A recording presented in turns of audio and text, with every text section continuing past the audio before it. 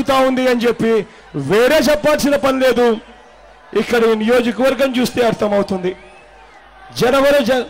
జలవనరుల శాఖ మంత్రి నియోజకవర్గమైన ఇటువంటి మంత్రి నియోజకవర్గమైనా కూడా పంట పొలాలకు మాత్రం ఇక్కడ నీళ్లుండవు. నాగార్జున సాగర్ ఎడమ కాలువకు ఈ పెద్ద మనిషి చంద్రబాబు నాయుడు గారు అయిన తర్వాత, ముఖ్యమంత్రి అయిన తర్వాత నీళ్లు ఏమాత్రం వచ్చాయి అని మిమ్మల్ని అందరినీ నేను అడుగుతా ఉన్నాను, ఈ పెద్ద మనిషి చంద్రబాబు నాయుడు గారిని ప్రశ్నిస్తూ.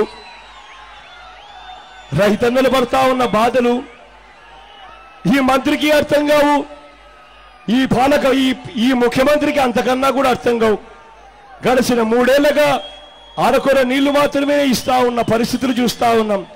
జీకొండూరులో బుడమేరుపై తారక రామ ఎత్తిపోతుల పనులు ఇవాళటికి కూడా పూర్తి కాలేదు.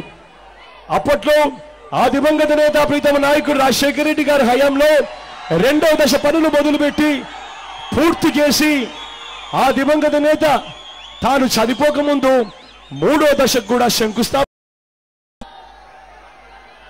పోలవరం కుడి కాలువ దాదాపుగా 174 కిలోమీటర్లలో అక్షరాల 145 కిలోమీటర్లు ఆ దివంగత నేత ఆ ప్రీతమ నాయకుడు రాజశేఖర రెడ్డి గారి హయాంలోనే పూర్తయింది.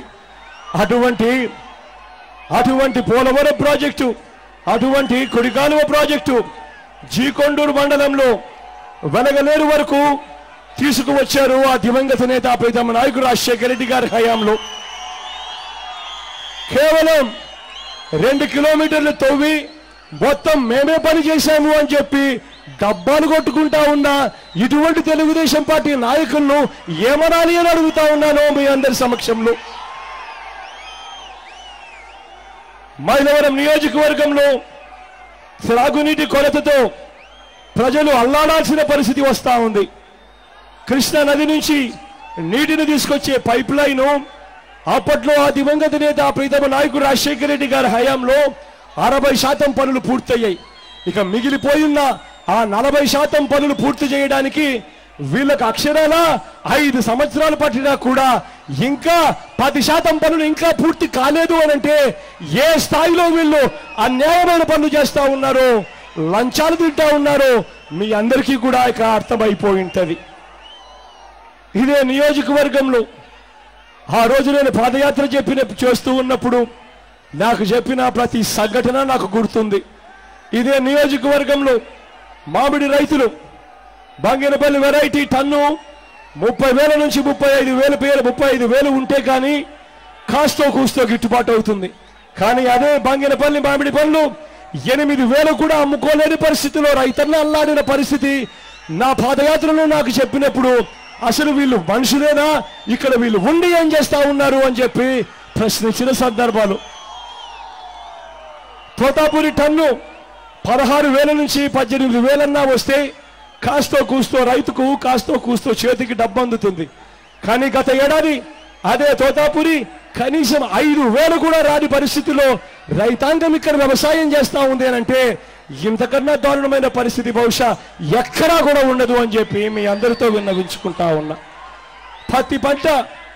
పత్తి పంటకు కనీస మద్దతు ధర 5,450 రూపాయలు అంటారు.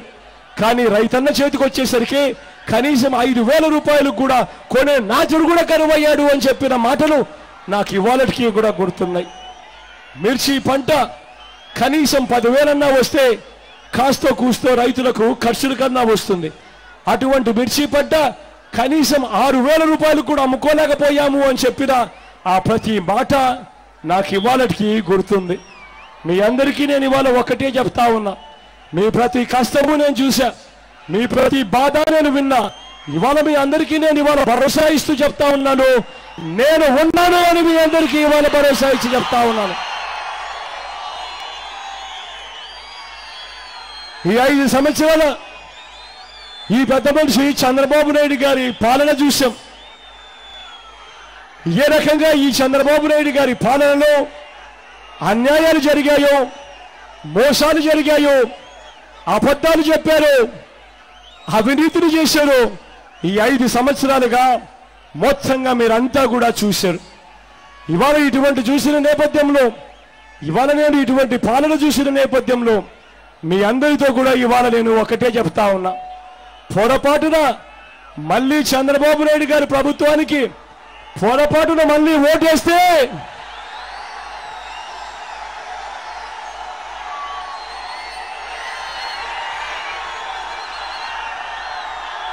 గట్టిగా రెండు చేతులు పైకెత్తి ఇలా ఇలా ఇలా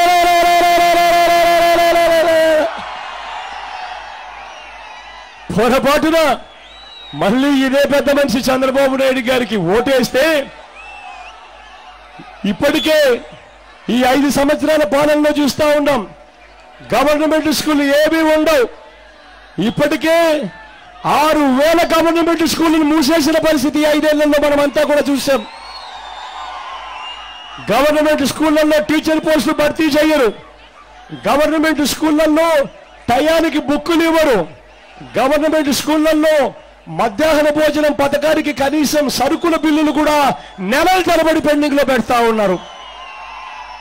ఇప్పటికే ఇవన్నీ చూస్తా ఉన్నాం.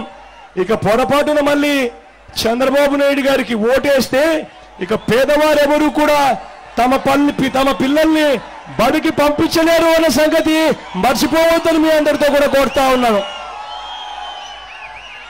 ఇప్పటికే నారాయణ స్కూళ్లలో ఎల్కేజీ చదవాలంటేనే సంవత్సరానికి 25,000 గుంజుతా ఉన్నారు.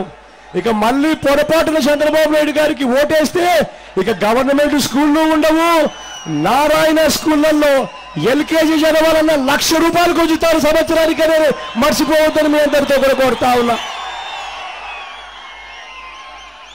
ఇక కాలేజీల ఫీజుల గురించి చెప్పాల్సిన పనుల ఇవాళ ఇంజనీరింగ్ చదవాలంటే సంవత్సరానికి ఇప్పటికే ₹1,00,000 పైసలకు ఫీజులు గుంజుతా ఉన్నారు. ఇక పొరపాటున మళ్ళీ చంద్రబాబు నాయుడు గారికి ఓటేస్తే ఇప్పటికే మన పిల్లల్ని చదివించాలంటే మనం అప్పుల పాలయ్యే పరిస్థితిలో ఇవాళకే ఉన్నాం. ఇక పొరపాటున మళ్ళీ ఓటేస్తే ఇంజనీరింగ్ కాలేజీల్లో ఫీజులు సంవత్సరానికి 5 లక్షలకు పెంచేస్తాడు అనేది ఎవరు కూడా మర్చిపోవద్దని చెప్తా ఉన్నా. ఇక పొరపాటున మళ్ళీ ఓటేస్తే ఈసారి మాత్రం పొరపాటున ఓటేస్తే ఇక ఈసారి మనం అప్పు చేసినా మన పిల్లల్ని పూర్తిగా ఇంజనీరింగ్ చదివించలేని పరిస్థితిలో ఉంటాము అన్నది గుర్తుపెట్టుకోమని కోరుతా ఉన్నా.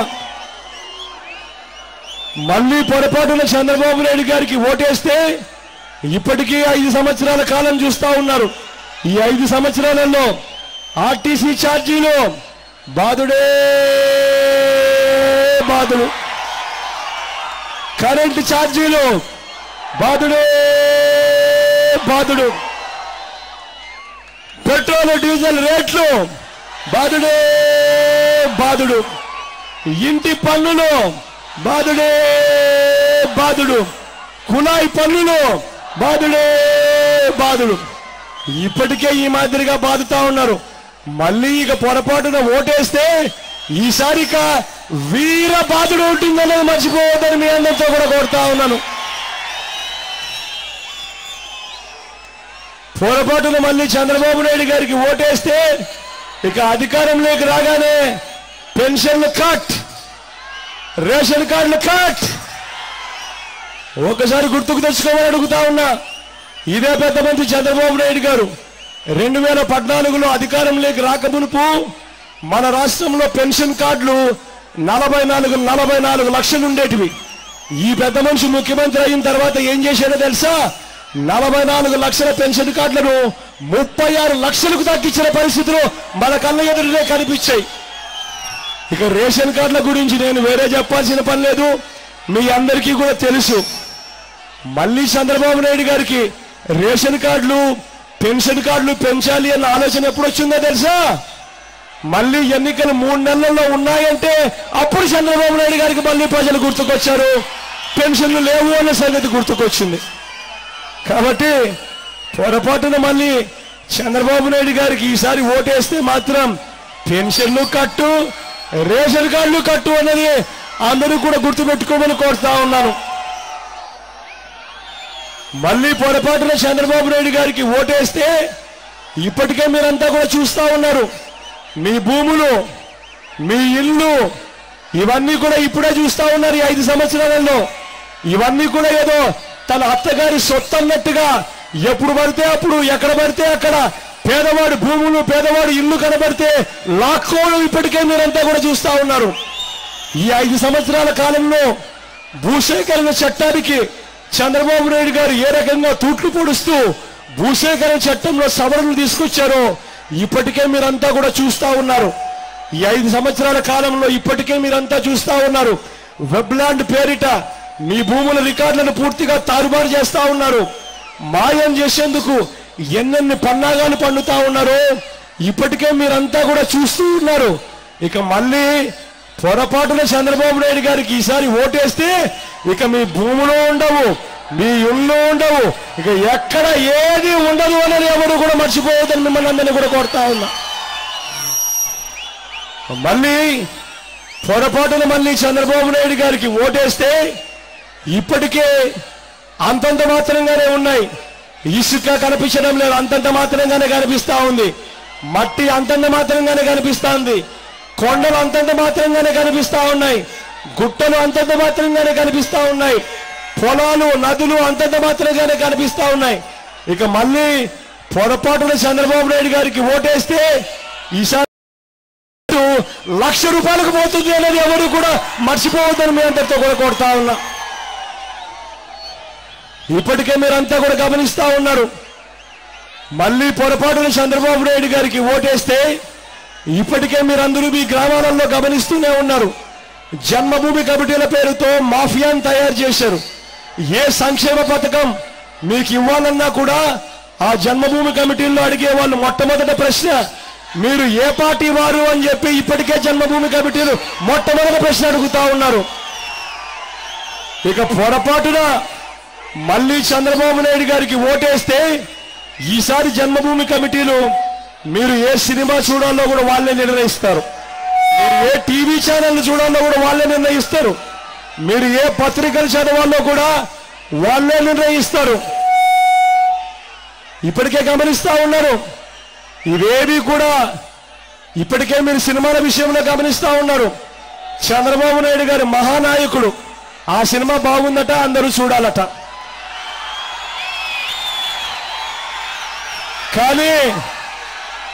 కానీ లక్ష్మీస్ ఎన్టీఆర్ మాత్రం చూడకూడదట. ఇప్పటికే పరిస్థితి ఇది. ఒక్కసారి ఆలోచన చేసుకోండి.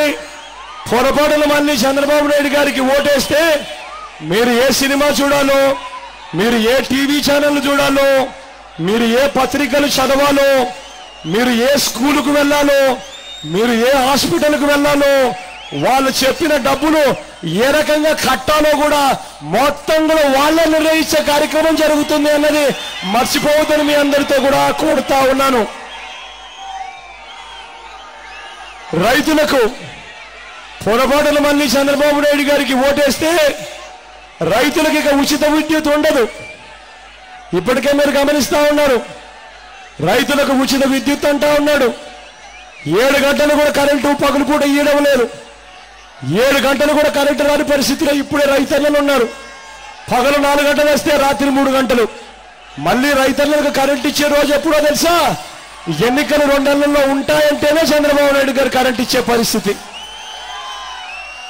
ఇప్పటికే ఇది పరిస్థితి. పొరపాటున మళ్ళీ ఓటేస్తే ఇక రైతులకు ఉచిత విద్యుత్ ఉండదు. కొన ఊపిరిలో ఉన్న ఆరోగ్యశ్రీని ఇప్పటికే చూస్తా ఉన్నారు. ఇప్పటికే పక్షపాతం వచ్చిన వాళ్ళు మంచానికే పరిమితమై, వీల్ చైర్కే పరిమితమై, మందుల కోసం వేల రూపాయలు డబ్బులు ఖర్చు పెడుతూ అన్నా మా పరిస్థితి ఏమిటన్నా, ఎవరు మమ్మల్ని పట్టించుకోవడం లేదన్నా అని చెప్పి ఇప్పటికే ఆవేదన చెందుతా ఉన్నారు. ఇప్పటికే మీరు 108 అనే నంబర్కు ఫోన్ కొడితే కొయ్ కొయ్ కొయ్ అంటూ రావాల్సిన అంబులెన్స్ వస్తుందో రాదో కూడా ఇప్పటికే మీ అందరికీ కూడా తెలియని పరిస్థితిలో ఇప్పటికే ఉన్నారు. ఇప్పటికే ఏదైనా పెద్ద ఆపరేషన్ చేయించుకోవాల్సి వస్తే హైదరాబాద్ వంటి నగరాలకు పోయి చేయించుకుంటే ఇప్పటికే ఆరోగ్యశ్రీ కట్టింగ్ పెట్టినారు. నెట్వర్క్ హాస్పిటల్స్ కు ఇప్పటికే నెలల తరబడి బిల్లులు పెండింగ్ పెట్టారు. ఇక పొరపాటున మళ్ళీ చంద్రబాబు నాయుడు గారికి ఓటేస్తే ఇక ఆరోగ్యశ్రీ ఉండదు, 104 ఉండదు, 108 కూడా ఉండదు అనేది అందరూ కూడా గుర్తుపెట్టుకోమని కోరుతా ఉన్నా. పొరపాటున మళ్ళీ చంద్రబాబు నాయుడు గారికి ఓటేస్తే ఇప్పటికే మీరు చూస్తా ఉన్నారు, ఫీజు రీయింబర్స్మెంట్ పథకం కొన ఊపిరిలోనే ఉంది. ఒకవైపున కాలేజీ ఫీజులు చూస్తే సంవత్సరానికి ₹1,00,000 దాటుతా ఉన్నాయి ఇంజనీరింగ్ చదవాలంటే. ఫీజు రీయింబర్స్మెంట్ చూస్తే ఇచ్చేది అరకొరగా ఇస్తా ఉన్నారు.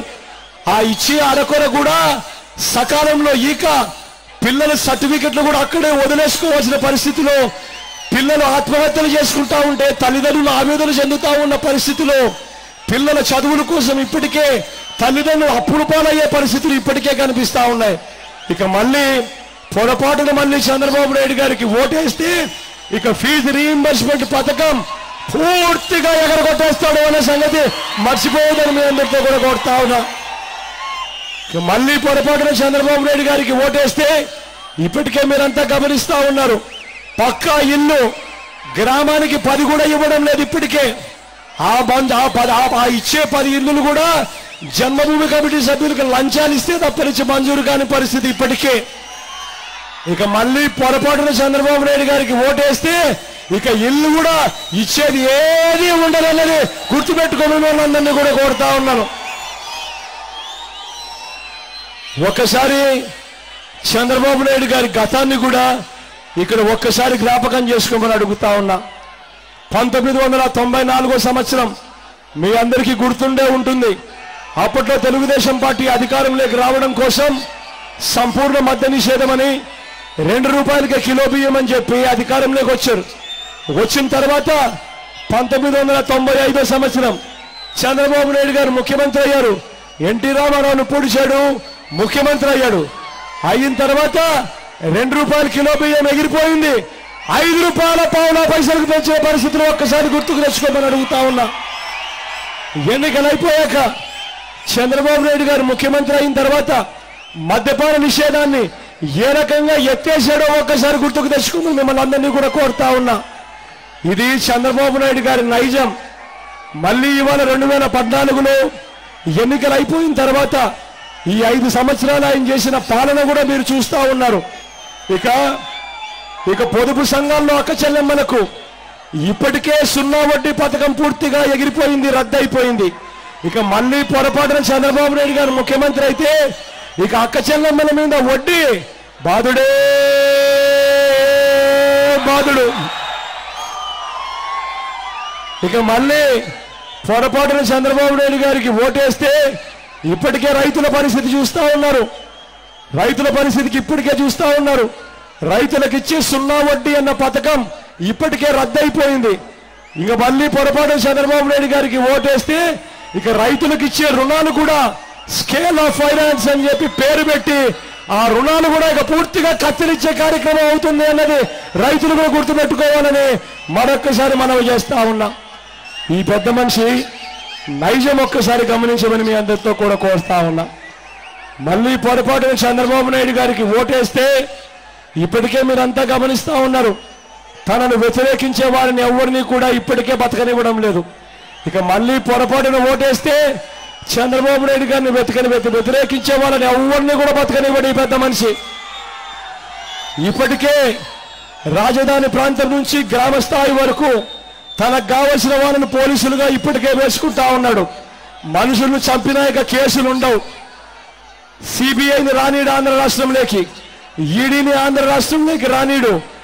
ఎల్లో మీడియాను మీరే చూస్తా ఉన్నారు. ఇప్పటికే చంద్రబాబు నాయుడు గారికి పూర్తిగా అమ్ముడుపోయిన పరిస్థితిలో మీడియా ఉంది.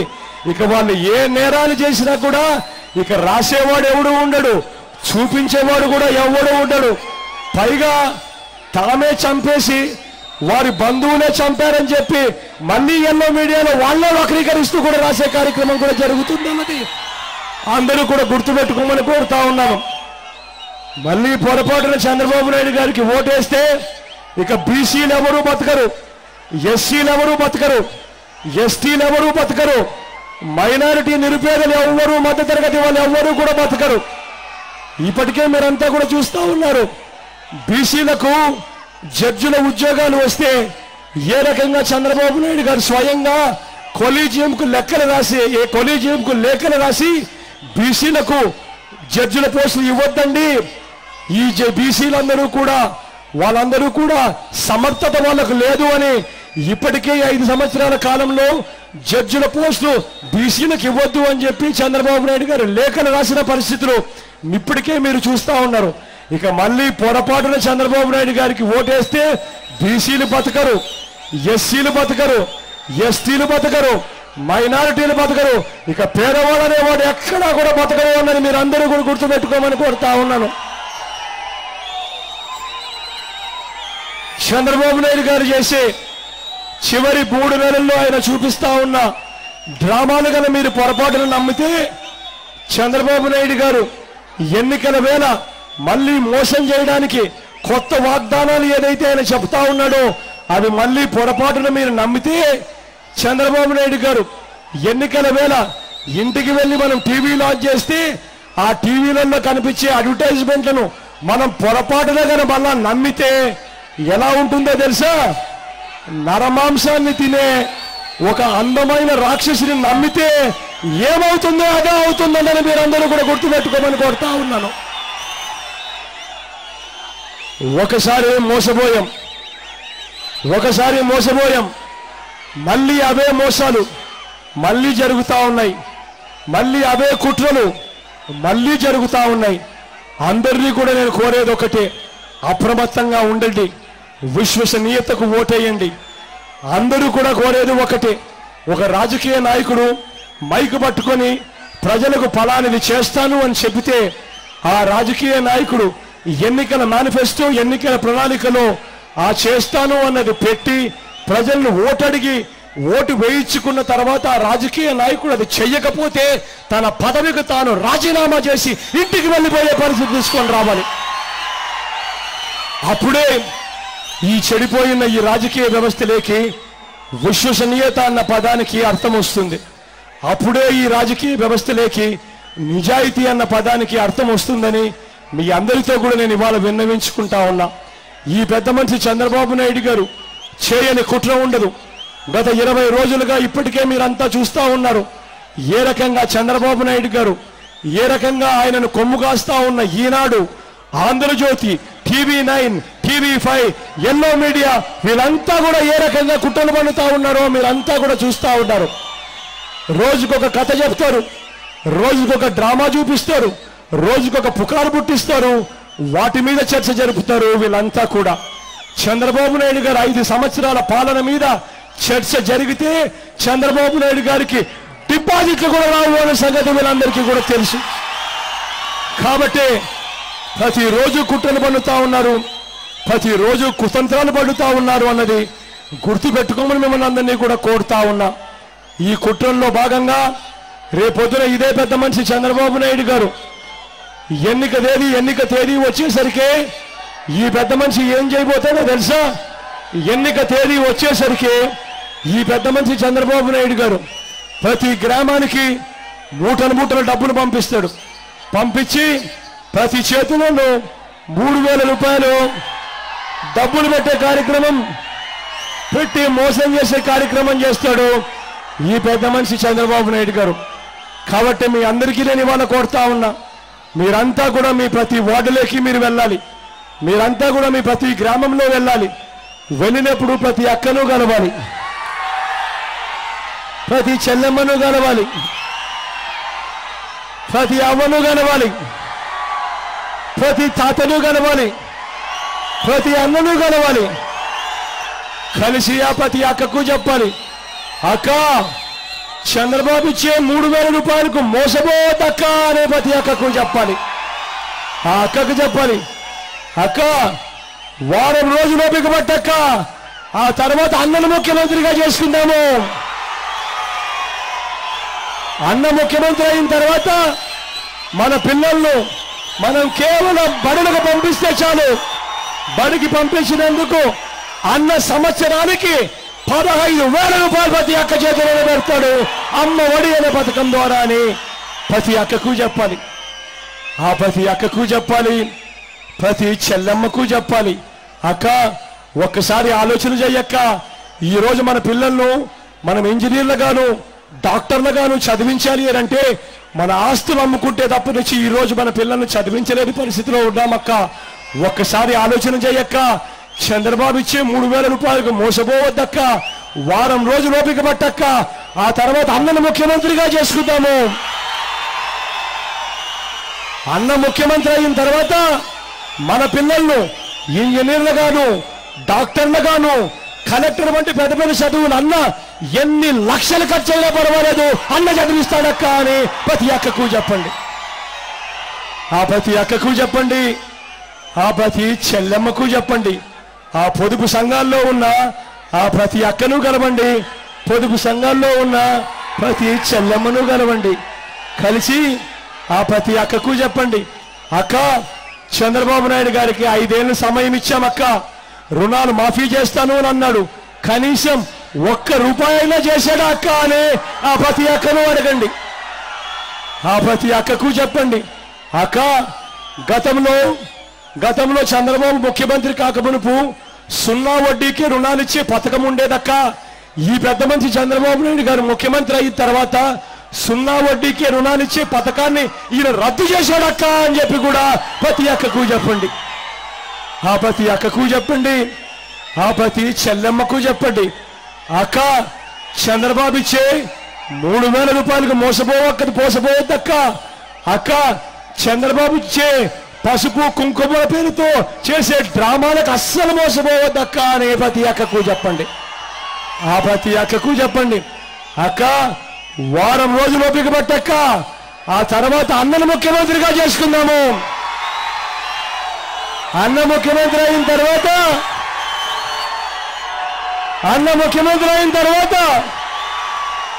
ప్రతి అక్కకు, ప్రతి చెల్లెమ్మకు,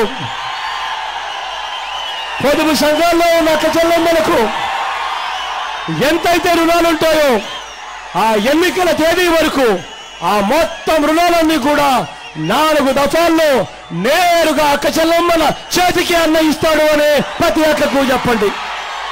ప్రతి చెల్లెమ్మకు చెప్పండి. ప్రతి అక్కకు చెప్పండి.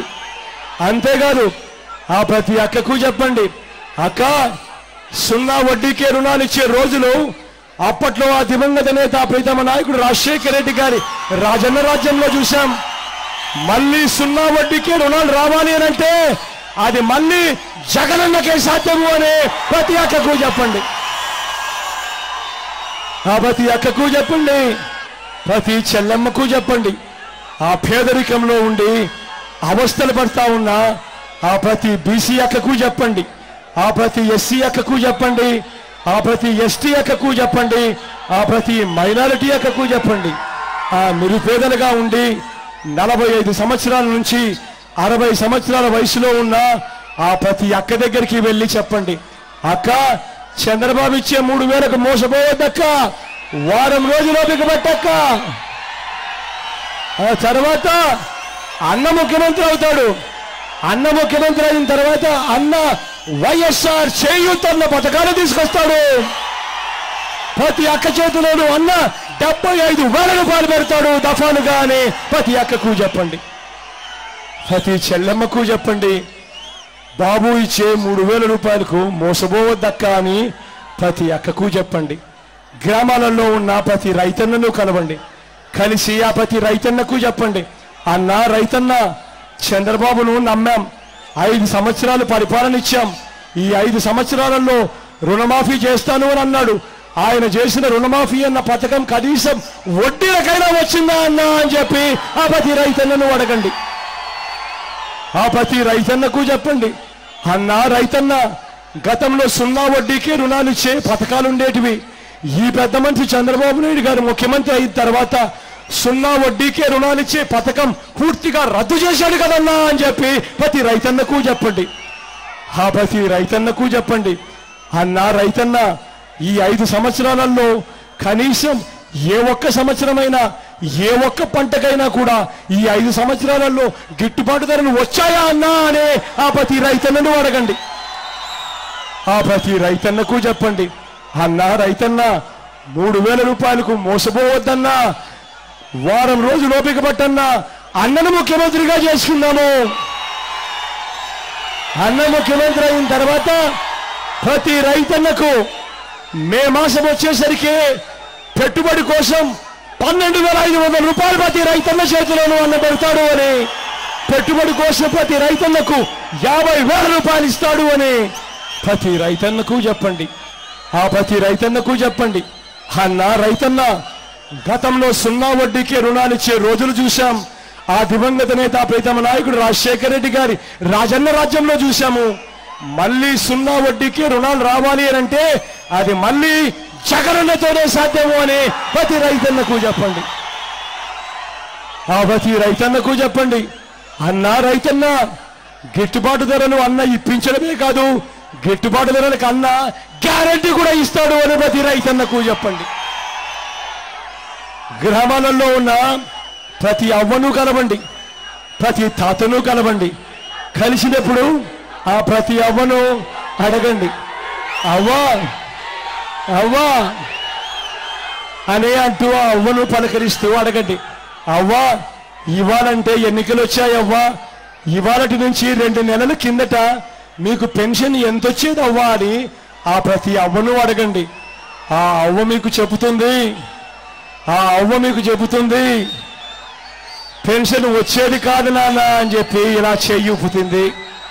లేకపోతే ఆ అవ్వ అంటుంది 2 నెలల కిందట ఇలా ఏలెత్తి చూపించి 1000 రూపాయలు మాత్రమే పెన్షన్ వచ్చేది అని చెప్పి ఇలా ఏలెత్తి చూపిస్తుంది.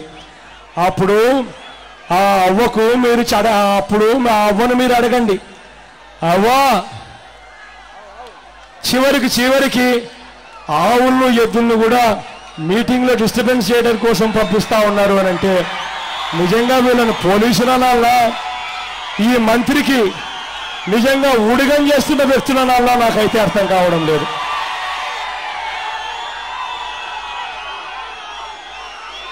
ఆ ప్రతి అవ్వ దగ్గరికి వెళ్ళి ఆ ప్రతి అవ్వకు ఒక్క మాట చెప్పండి, అవ్వా 2 నెలల కిందట మీకు 1000 రూపాయలే కదవ్వా ఇచ్చేవాళ్ళని మీరే ఇలా ఏలెత్తి చూపిస్తా ఉన్నారు. అవ్వా నువ్వు ఒక్క మాటకు సమాధానం చెప్పవ్వా. ఎన్నికలే రాకపోయింటే జగనన్నే 2000 ఇస్తాను అని చెప్పకపోయింటే ఈ చంద్రబాబు 2000 రూపాయలు ఇచ్చేవాడేనా అవ్వా అనే ఆ ప్రతి అవ్వను అడగండి. ఆ ప్రతి అవ్వకు చెప్పండి, అవ్వా చంద్రబాబు చేసే మోసాలకు మోసపోవద్దవ్వా, వారం రోజులు ఓపిక పట్టవ్వా, ఆ తర్వాత మీ మనవడు ముఖ్యమంత్రి అవుతాడవ్వా అని ప్రతి అవ్వకు చెప్పండి. మీ మనవడు ముఖ్యమంత్రి అయిన తర్వాత ఆ ప్రతి అవ్వకు చెప్పండి, పెన్షన్ 3000కు పెంచుకుంటూ పోతాడు అని చెప్పి ప్రతి అవ్వకు చెప్పండి. ఇల్లు లేని ప్రతి నిరుపేదకు చెప్పండి, గతంలో ఈ 5 సంవత్సరాల చంద్రబాబు నాయుడు గారి పాలన చూశాం.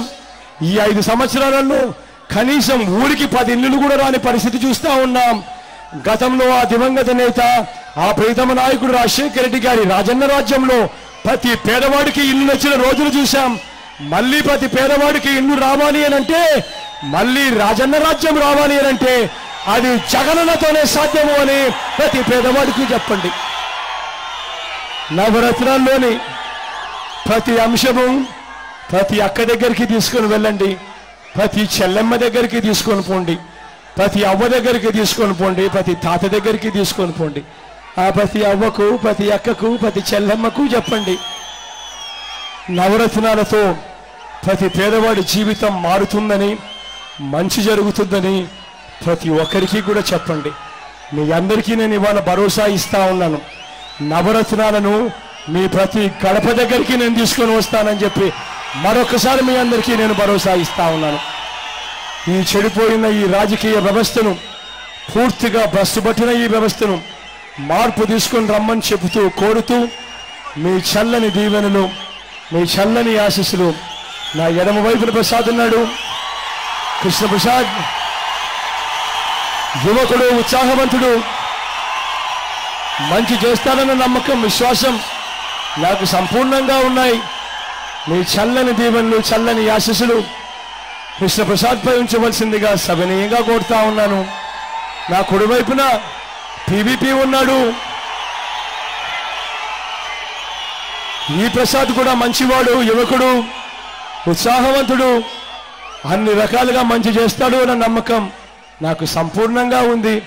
మీ అందరి చల్లని దీవెనలు, మీ అందరి చల్లని ఆశీస్సులు వైఎస్ఆర్ కాంగ్రెస్ పార్టీపై, వీళ్ళిద్దరిపై సంపూర్ణంగా ఉంచవలసిందిగా సవినయంగా చేతులు జోడించి ప్రార్థిస్తా ఉన్నాను. ఇక చివరిగా ఒక్కసారి మన పార్టీ గుర్తును చూపిస్తాను. గుర్తు తెలియని వ్యక్తులు ఎవరైనా ఉంటే ఒక్కసారి గుర్తును చూడవలసిందిగా మీ అందరితో కూడా ప్రార్థిస్తా ఉన్నాను. అక్క ఫ్యాన్ గుర్తక్క, అన్న ఫ్యాన్ గుర్తన్నా, అక్క ఫ్యాన్ గుర్తక్క, అక్క ఫ్యాన్ గుర్తక్క, అన్న ఫ్యాన్ గుర్తన్నా, అక్క ఫ్యాన్ గుర్తక్క, అన్న ఫ్యాన్ గుర్తన్నా, ఫ్యాన్ గుర్తన్నా, అక్క ఫ్యాన్ గుర్తక్క, అన్న ఫ్యాన్ గుర్తన్నా,